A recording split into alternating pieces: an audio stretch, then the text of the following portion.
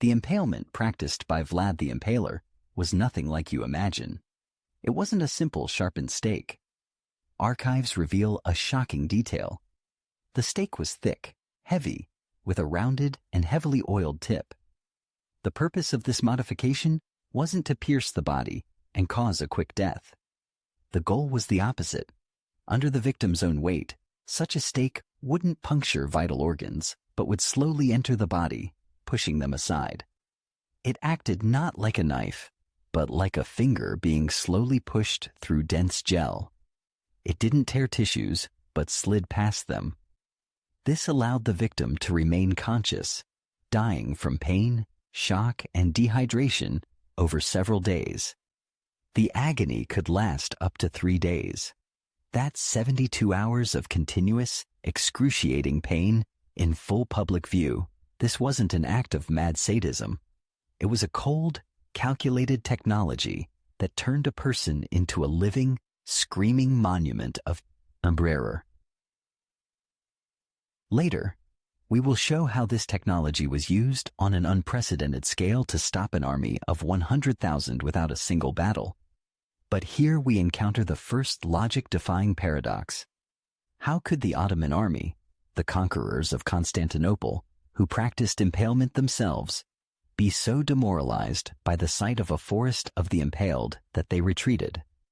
They numbered up to 100,000 men, 3 times the population of London at the time. What did they see in the impaler's actions that was absent from their own cruelty? The second paradox is even deeper. Why did Vlad the Impaler, considered a hero by many in his own country of Wallachia, go down in world history as a monster? Dozens of other, equally brutal monarchs of that era remain mere footnotes in the chronicles. What force transformed him from a local ruler into Europe's first continental monster? These two questions separate the historical Vlad the Impaler from the mythical Dracula. The answer to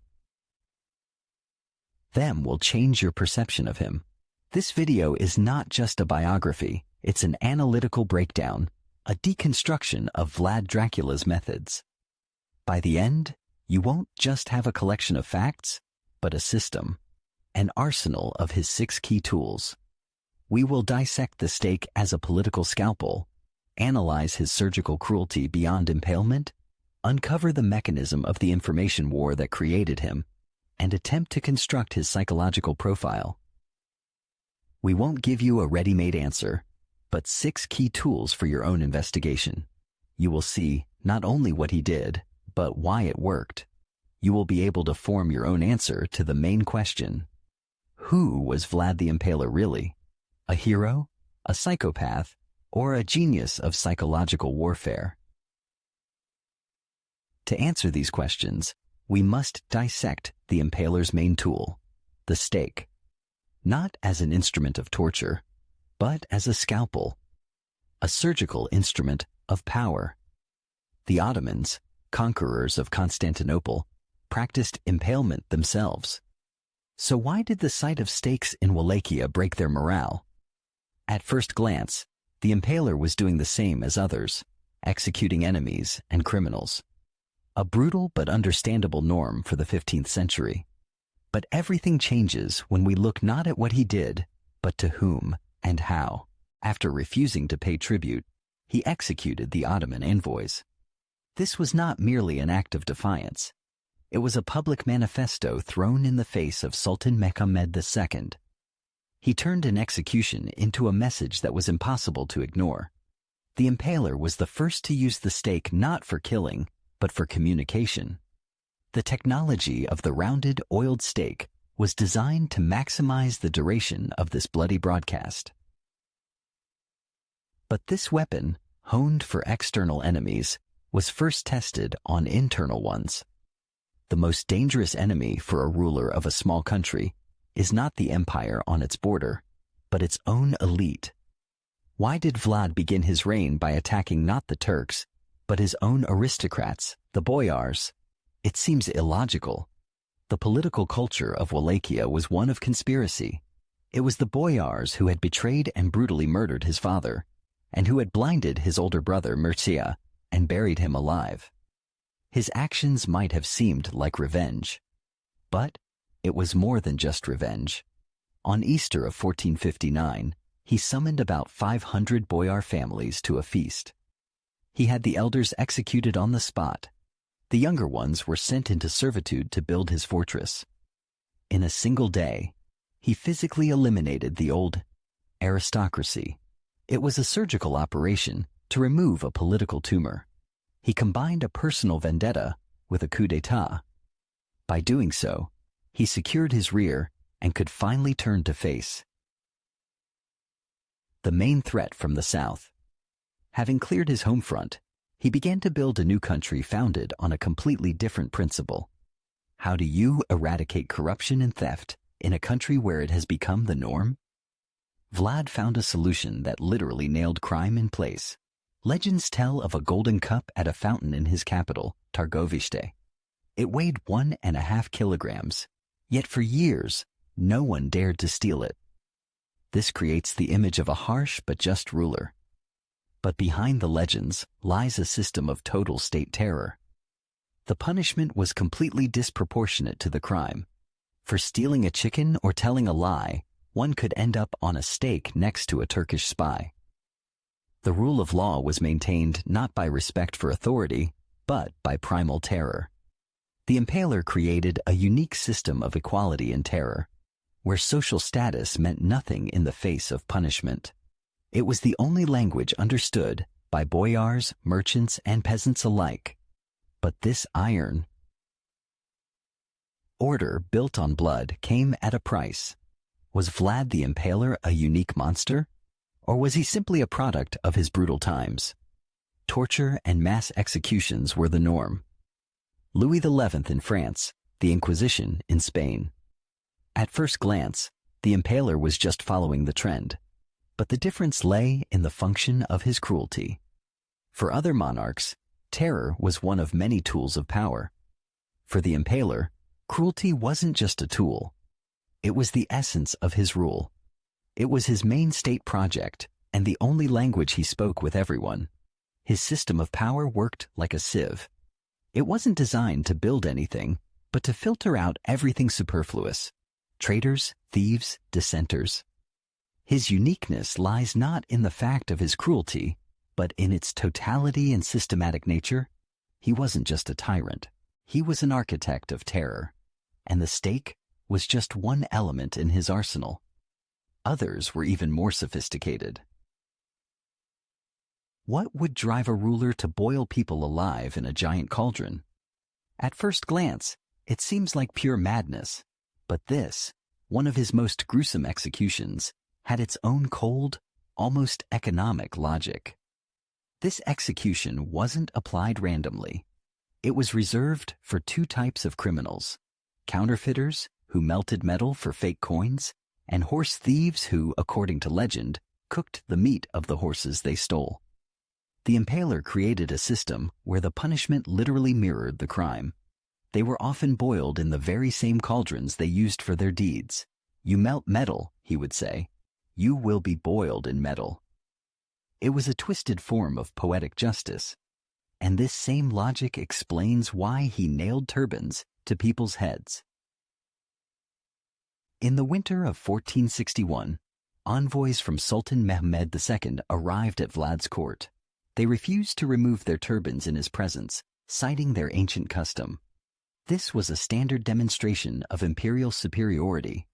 Instead of arguing, the Impaler praised their devotion to tradition and said, "Then I shall strengthen your custom." He ordered their turbans to be nailed to their heads. This was an act not so much of physical, but of symbolic cruelty, the humiliation of the enemy's religious and cultural symbols. The key detail: he left them alive and sent them back to the Sultan. The goal wasn't murder, but the delivery of a living, walking message. This act of black humor made a full-scale Ottoman invasion inevitable. But a ruler preparing for war with the world's most powerful empire was spending resources on controlling marital fidelity and laziness. Why? The chronicles are full of stories about punishments for domestic transgressions. Unfaithful wives had their breasts cut off. Lazy spinners had their hands chopped off. This looks like a manifestation of maniacal control. But systematically, it was a program to create an ideal society.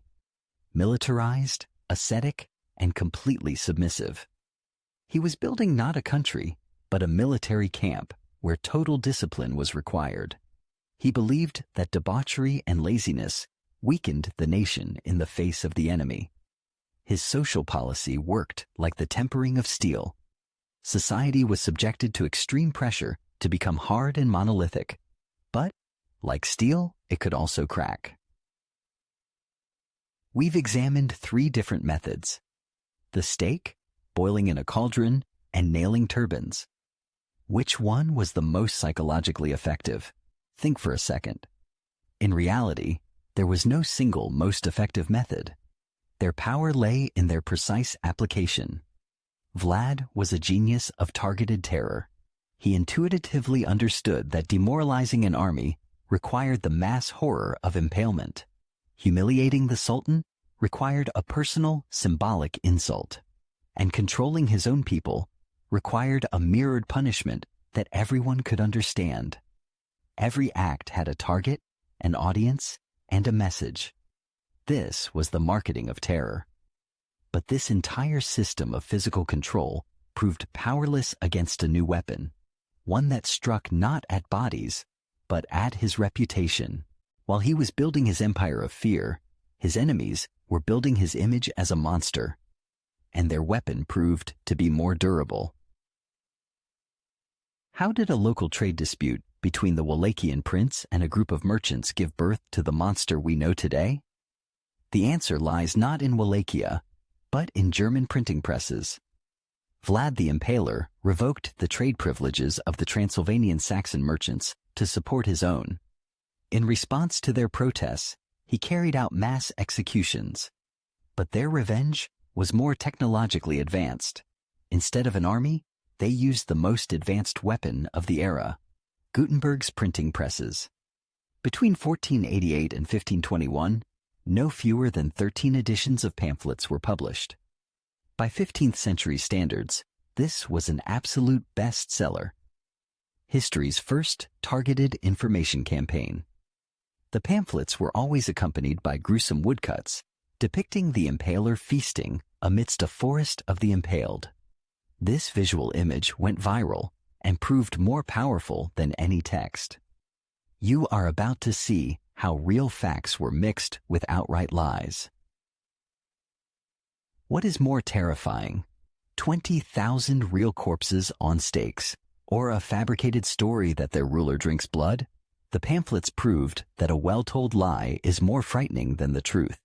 They took real facts: the execution of merchants, the war against the boyars, the forest of the impaled. This built a foundation of credibility. But to these facts, they added fantastical details designed to appeal to the superstitious mind. That he supposedly dipped bread in his victim's blood, boiled and ate infants, and conversed with the dead. This transformed him from a cruel tyrant into an antichrist. It was from these pamphlets, not from Romanian folklore, that Bram Stoker would take the name Dracula 400 years later. A 15th century information weapon shaped 20th century pop culture. But why did all of Europe believe it so easily? Because the information war was asymmetrical. The impaler had only handwritten letters and messengers. His enemies had thousands of printed pamphlets. But it wasn't just about technology. It was also about psychology. The pamphlets were printed in Germany, in the heart of the Holy Roman Empire, the economic center of Europe. Wallachia, on the other hand, was a distant, wild frontier. The civilized world is always more willing to believe its own than outsiders. The information war was like a flooding river.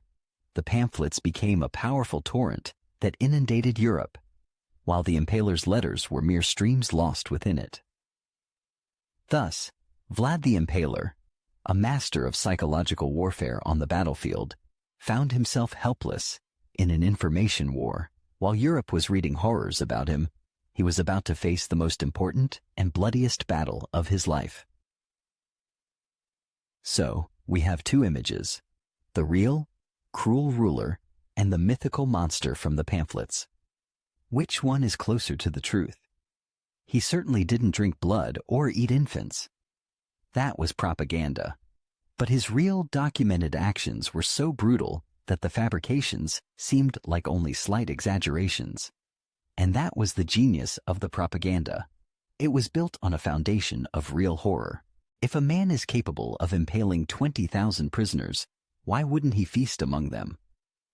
The legend consumed reality because reality was monstrous enough. It was this dark legend, not his struggle for independence, that defined his place in history. This brings us to the most difficult question. What drove this man? The key to understanding his personality lies in his traumatic childhood. To understand the monster, one must see what created him.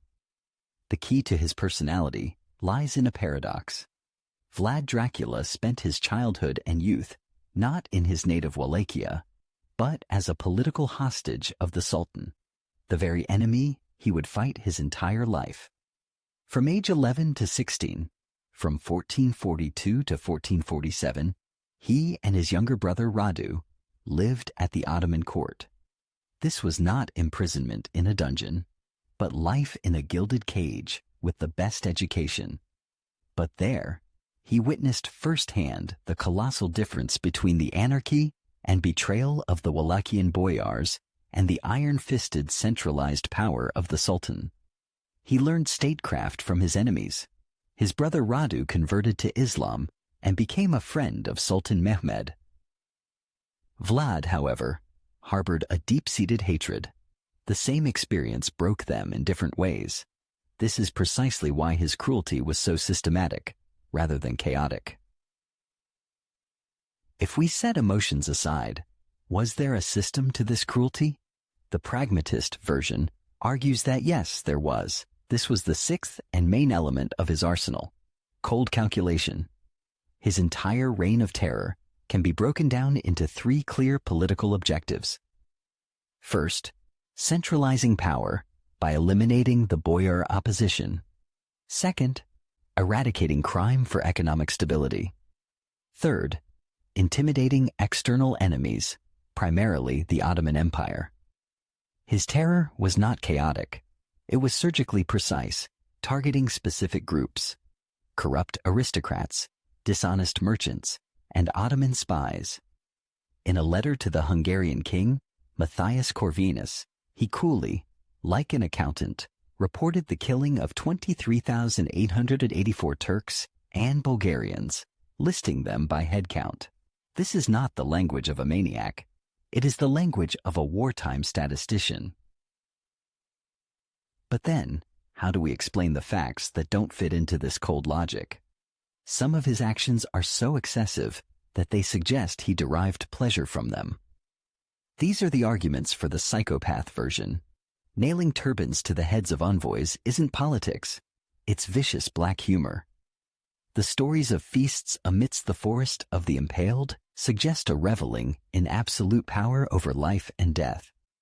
Yes, the Easter execution of the boyars was a political move, but its details, carrying it out on a major Christian holiday, the public display, the humiliation, all go beyond simple elimination of enemies. There is an element of personal, sadistic pleasure in this revenge.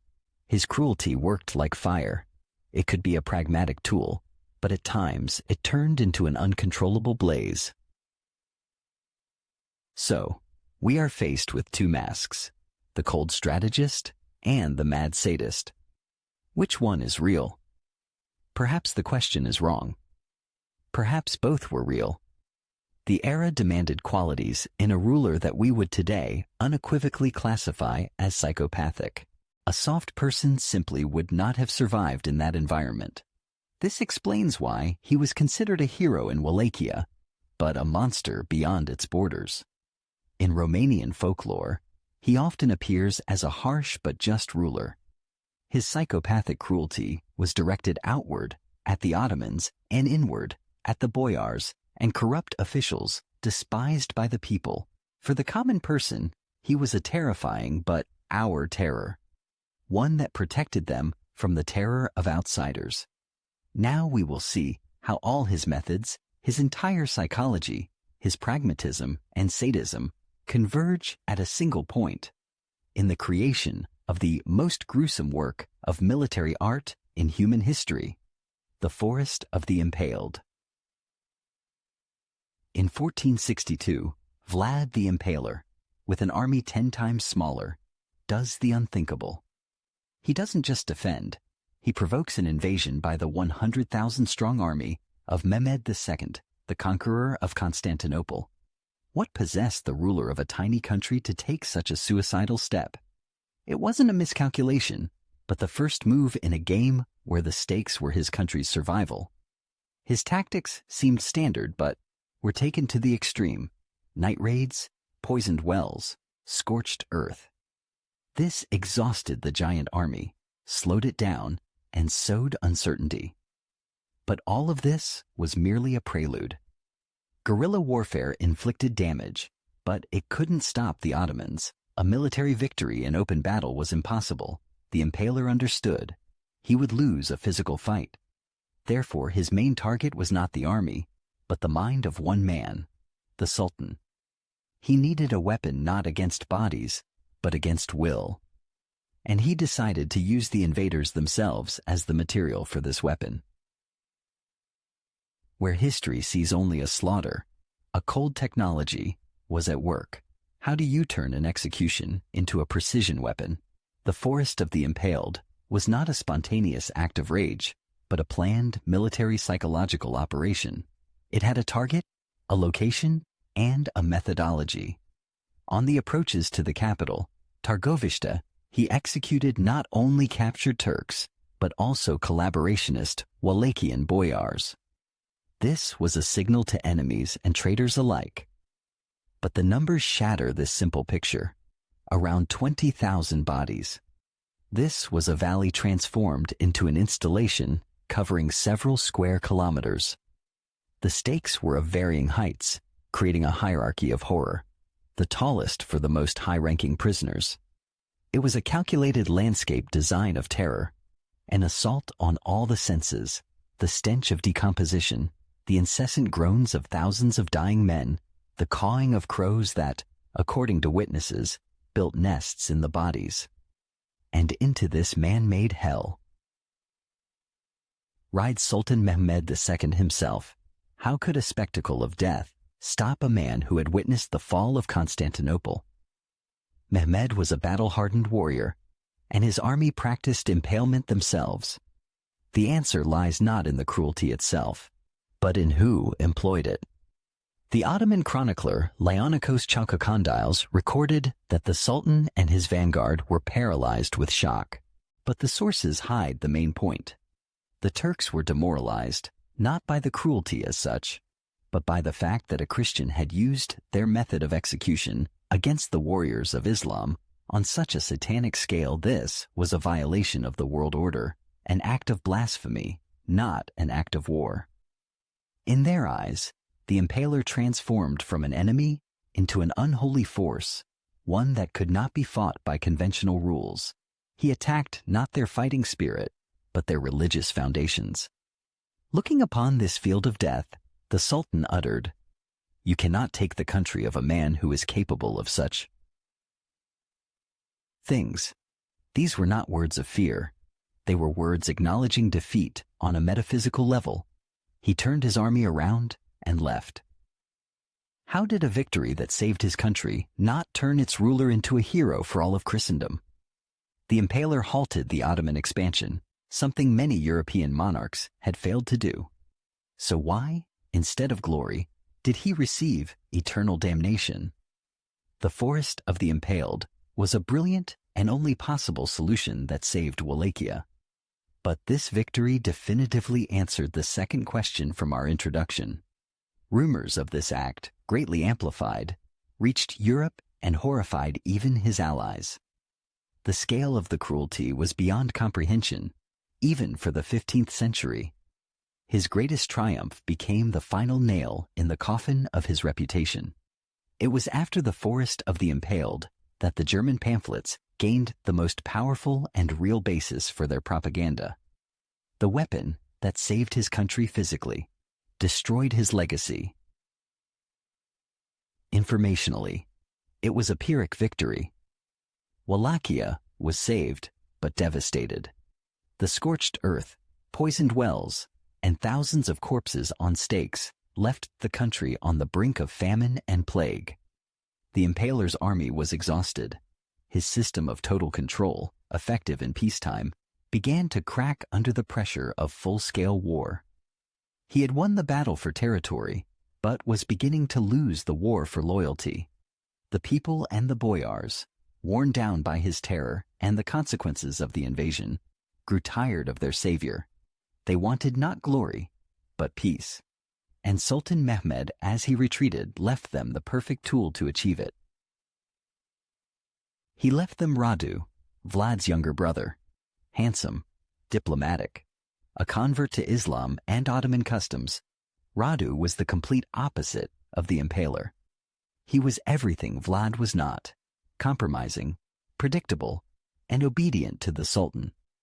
Mehmed offered the Wallachian boyars a simple deal: support Radu, and the war would end. The terror would cease. Trade would resume. It was a temptation that the aristocracy, which Vlad had been exterminating for decades, could not resist. The betrayal came not from the battlefield. It grew from within, from the very soil Vlad had so diligently fertilized with blood. Left without the support of his own elite, Vlad was forced to flee. He went to Hungary to his main Christian ally, King Matthias Corvinus, to ask for help for a new campaign. But he was walking straight into a trap he had set for himself. Those same German pamphlets he had ignored had long been on Corvinus's desk. For the Hungarian king, who had trade interests with the Saxon merchants, it was politically disadvantageous to help a ruler whom all of Europe considered a fiend. The pamphlets became the perfect pretext. Instead of an army, Matthias Corvinus gave Vlad a prison cell. Thus began the most humiliating period of his life. The man who had stopped the Ottoman Empire spent the next 12 years in Hungarian captivity. His main weapon, psychological terror, proved useless against bureaucracy and political intrigue. His victory on the battlefield turned into a total defeat on the information front. He became a victim of his own myth. His enemies couldn't defeat him with the sword, so they defeated him with the word. The story of Dracula, it seemed, was over. But how did the life of a man who seemed immortal end? Now we will assemble all the elements of his arsenal into a single functioning mechanism. His cruelty was not chaos, but architecture. The war against the boyars, the stake as a tool, and his surgical cruelty were inextricably linked. Without the Easter execution of the aristocracy, without the total cleansing of his home front, the Forest of the Impaled would have been impossible. He would have been betrayed long before reaching the capital. The stake was the main instrument of this cleansing, and other methods, like boiling alive or blinding, were not random sadism, but a system for calibrating punishments for different social classes. The Impaler's system of terror worked like a pharmacist's scale. On one side was the threat of foreign invasion, on the other, the threat of internal betrayal. Each execution was not an act of sadism, but a precise weight dropped onto one of the pans to maintain the fragile balance of power. But how could one man take this system to such a terrifying extreme? The answer is that his personality became a weapon of mass destruction. The Forest of the Impaled was not just a military solution. It was a direct consequence of his trauma. From 1442 to 1447, he was a hostage of the Turks. He studied their psychology, their language, their fears in exhaustive detail. He knew where to strike. And it doesn't matter whether he was a psychopath or a pragmatist. What matters is that he was able to turn his reputation and his knowledge of the enemy into a tangible weapon. The forest of the Impaled is his personality, projected onto the battlefield. It was his personal answer to Sultan Mehmed, honed by years in captivity. Could any other historical figure, one who hadn't gone through his personal hell, have created such a weapon? And this is the final irony of his fate. His entire system of physical and psychological terror created the perfect breeding ground for propaganda. His enemies, the Saxon merchants, didn't invent a monster from scratch. They simply took real blood-curdling facts and amplified them many times over with the printing press. The printed word proved more durable than any stake. The Impaler was winning battles on the Danube, but losing the war in the printing houses of Mainz and Nuremberg. The German pamphlets turned him into history's first media monster. His physical terror gave birth to an information terror, which in turn created the image of Dracula we know today. Cruelty saved his country, but it destroyed his name. We have dissected the arsenal of Vlad the Impaler. We have seen how and why he used each tool. Now it's up to you. On one hand, we have a pragmatic ruler who saved his country and his faith by the only means available to him. He was a product of a brutal age and used its own weapons against it. On the other hand, we have a monstrous tyrant whose methods cannot be justified by any goal, no matter how noble. Both viewpoints are supported by real facts. We are not going to give a final answer. We want to know your opinion. Write just one word in the comments: defender or tyrant. This is the most important question of our entire investigation. Your voice is your verdict in the historical trial of Dracula.